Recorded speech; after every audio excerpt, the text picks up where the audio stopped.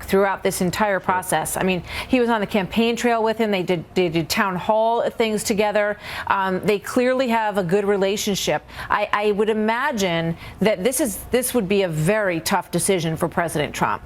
I'm sure it was, and quite frankly, you say was like that's that. I mean, it is or is. You think it's over? It is. Well, he said he's putting out a statement, so it sounds like they have a decision. But I think the problem is always the cover-up is almost always worse than the crime. So if he hadn't lied to Vice President Pence, I think he'd be perfectly fine because, quite frankly, he did nothing illegal. Having that conversation with the Russian ambassador is not against the law. However, there were crimes committed against him. It is, for example, against the United States law to spy on an American citizen. If you are listening in on the Russian ambassador and you get a conversation with an American, there are steps that have to be taken to mitigate that. So the fact that he's in an intelligence report, number one, is problematic. And number two, it's illegal to leak signals intelligence to the press. So there are apparently 9 people in the Trump administration who leaked this classified document, this classified information to the press. That is a crime. Those people should be fired. Those people should be prosecuted for doing that. So Flynn would be on fine ground if he hadn't lied to Vice President Pence. It's just people never learn in Washington. It's always the cover-up is more important, is worse than the crime. Yeah.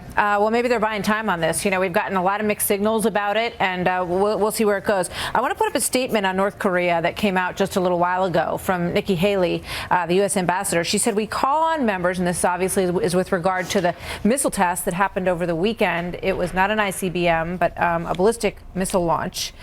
"We call on members of the Security Council to use every available resource to make it clear to the North Korean regime and its enablers that these launches are unacceptable. It is time to hold North Korea accountable, not with our words, but with our actions." Marc, back to you, and then to Matt. What do you make of it?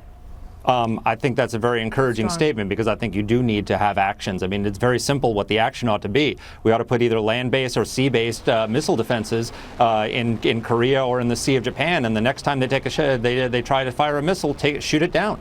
That'll send a clear signal to North Korea, and it'll put them on their heels. So I think action is needed, absolutely, 100%. Matt, what do you think about that statement? Look, I think it's fine as long as it's backed up by reality. What you see often in the Trump administration, as young as it is kind of bluster without any backup. If there's chaos in the national security ranks of this administration, it's going to be very difficult for them to follow through on any of the threats that Ambassador Haley is making. Marc, is that fair? 3 weeks in?